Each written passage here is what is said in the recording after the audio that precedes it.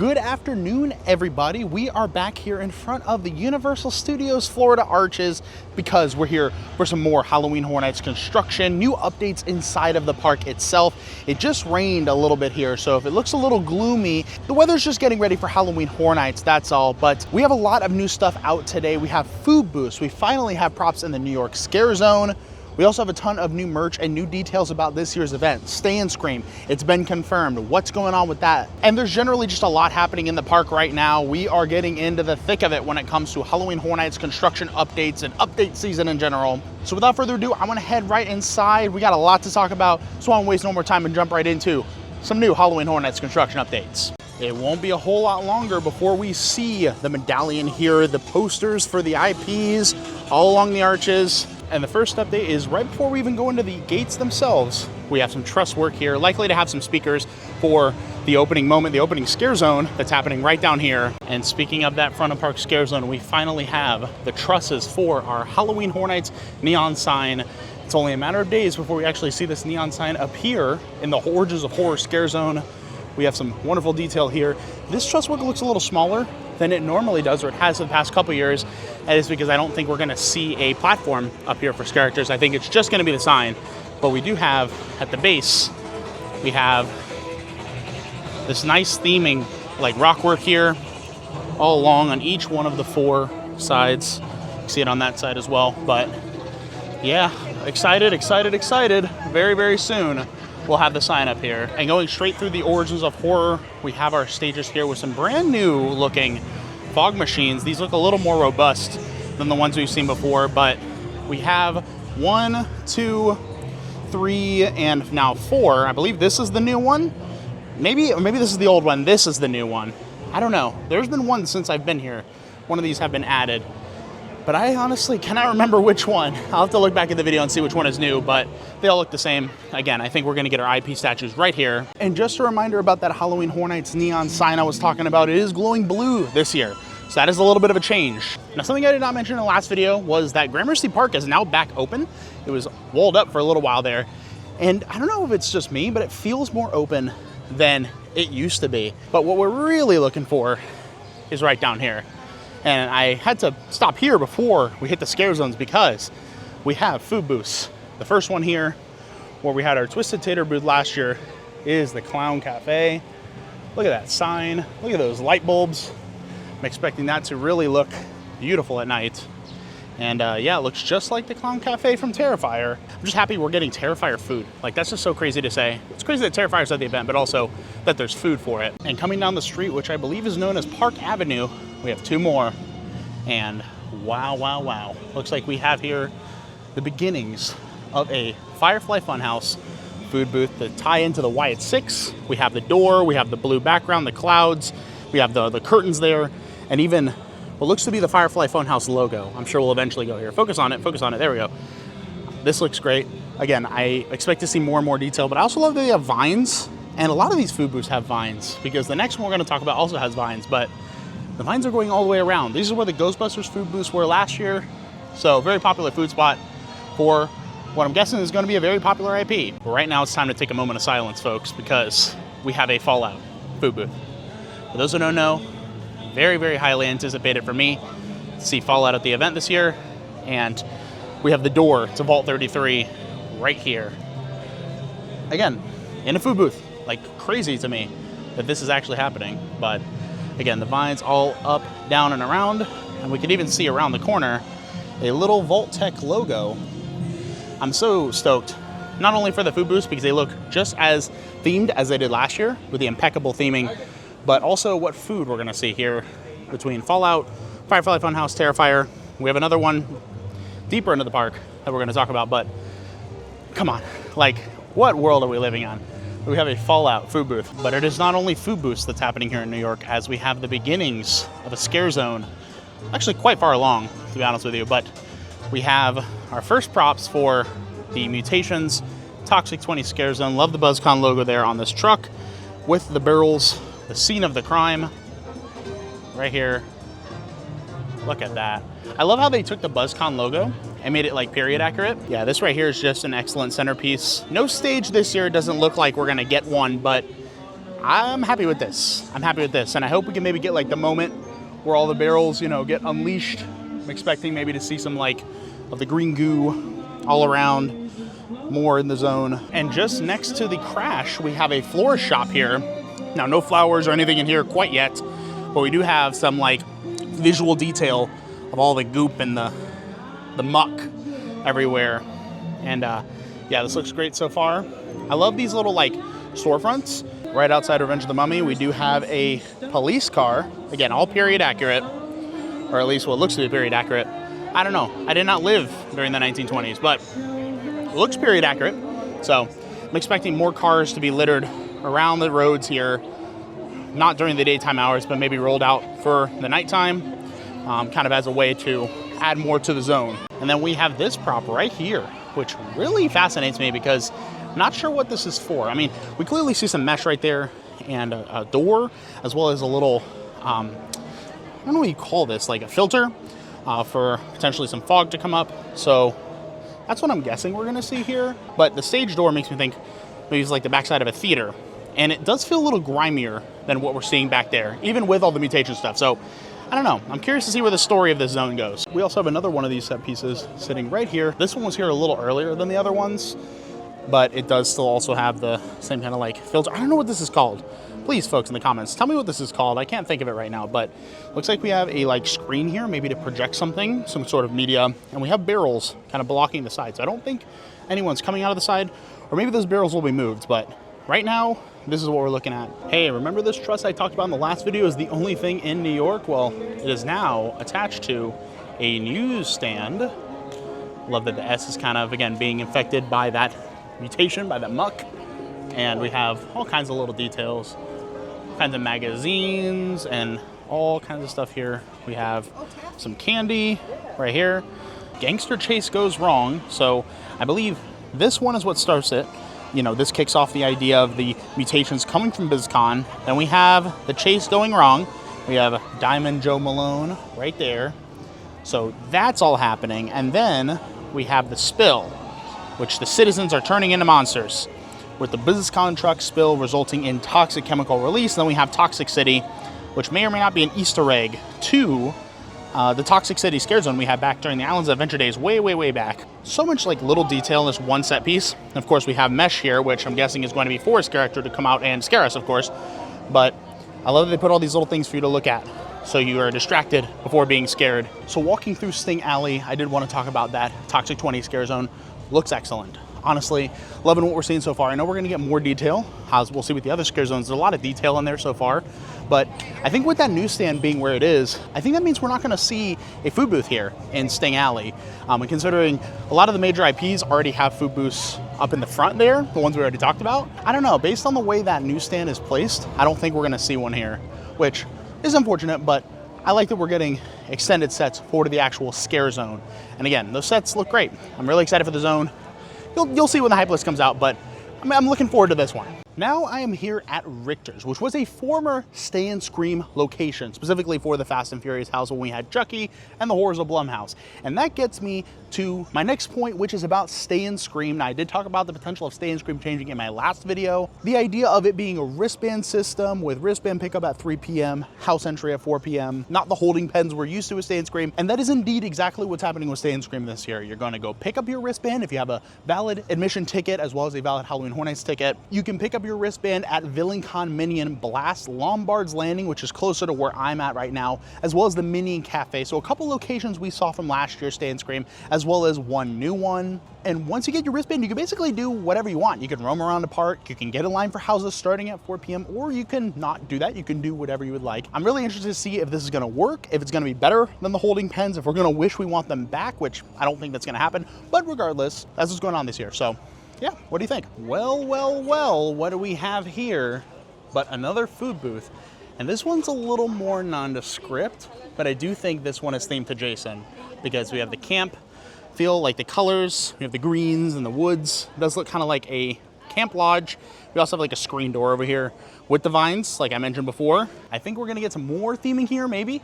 I don't know if this is based on something specific from Friday the 13th, any of the movies. Not that big of a fan, to be honest with you, but love all the vines here. Again, love all the vines. Love everything they're doing here. Waltzing through World Expo, and I see something I'm really excited to see. It looks like we finally have a full house for the cat lady of Crooked Lane. We have our cauldron right here where she's gonna be cooking the stew. It smells like fresh HHN paint, which is excellent. We have more little details out here, like toys and like traps and all kinds of stuff onto the porch. Oh my God, I haven't even seen all this. Wow, wow, wow, wow. And then of course we have the actual home itself with roof. Oh my God. I have to raise this thing high up in the air to get the full shot because this thing is massive. We even have a porch up here with some stairs. So I'm guessing she'll walk around maybe inside of that little hole right there, come out the door to do a show. This is so impressive. I say this every single time, but like this zone, I swear. But we also have right here some dirt. And I don't know if this has been like extra textured or if it's just wet from the rain, which is very likely. Well, it looks like we're digging a hole right here. There's a little bit of like scrim here, so I wonder if something's gonna come out. But like when they said they are extending this zone, they weren't playing. Like this is a full structure with props all along the bottom. Like, look at this. Like just getting the wide shot, like just getting the wide angle. You know, because when I was here last, yeah, they had some effects here and part of a roof, but like, this is a full house here. Like I can't believe this. But I don't want the majesty of the house to take away from what's going on over here, which is tons of greenery. Look at all this green with this like majestic score in the background. Oh my God. I can't wait, man. Like I said it before, I'll say it again, I'll say it a million times. This zone, everything from the main zone to the cat lady's house to this reveal, like, I don't know how you look at this and say, oh, this is kind of mid, you know, like being 100% honest with you.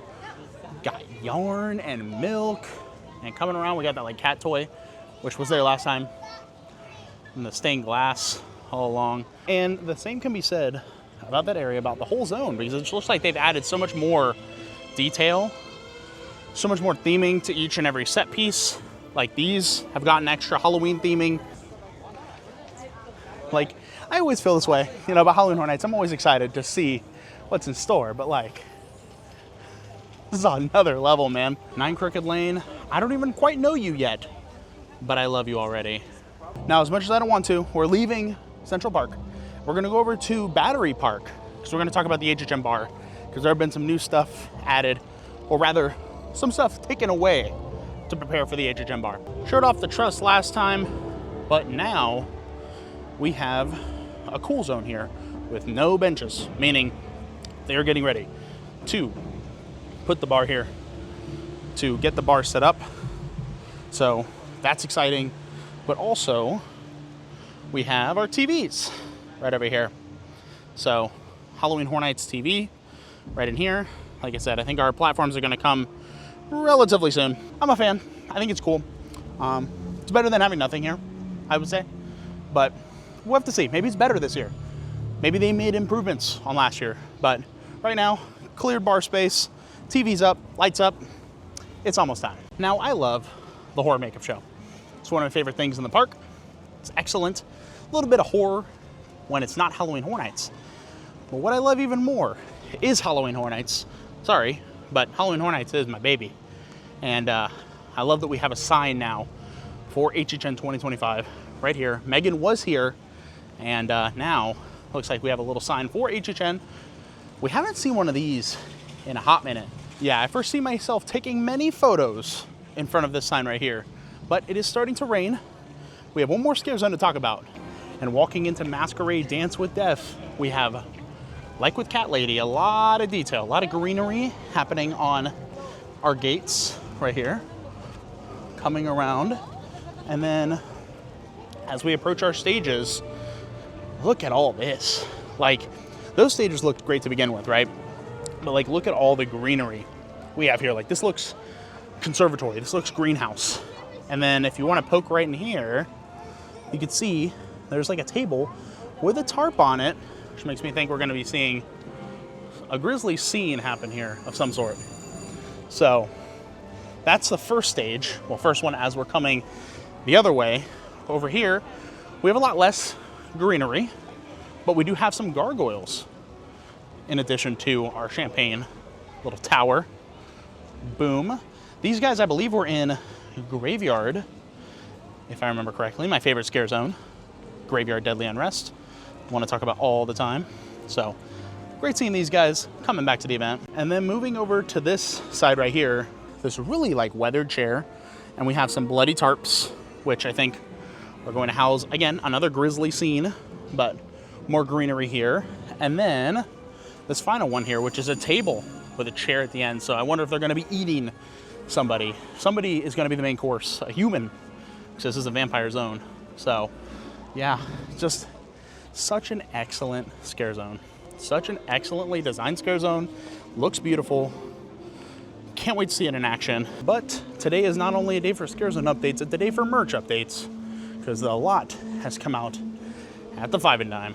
So let's see what's new. Right off the bat, on the back side of the merch display, we have a new long sleeve shirt. It says "Let Me In" with the Wyatt 6 and Bray Wyatt the Fiend. Has "Let Me In" logo and Halloween Horror Nights logo, and the back does feature the Wyatt 6 logo. We have a ton of new Five Nights at Freddy's merch. We have this badge reel with the Fazbear Security, Five Nights at Freddy's Halloween Horror Nights. This is already seeming to be close to selling out here in the Five and Dime, but this merch is like regular event merch, so I don't think it'll like sell out. And just below it, we have a new Freddy Fazbear's Pizza shirt with all the characters on it, including the Springtrap, which is cool. And then it says Halloween Horror Nights on the back. And yeah, I just love the fabric happening here. Like, it's a lot thicker than the normal shirts, and great design. So yeah, I'm a fan of this. I'm a fan of what they're doing with the Five Nights at Freddy's stuff so far. We also have here a patch set with Freddy, Foxy, Chica, Bonnie, and the Cupcake.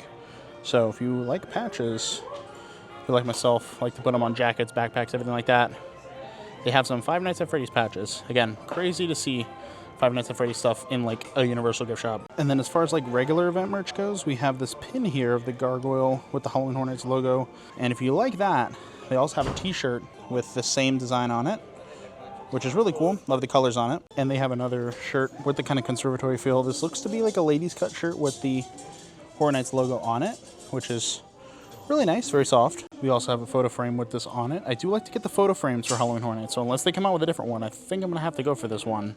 All right, so just coming out of the Five and Dime and kind of hiding from the rain a little bit.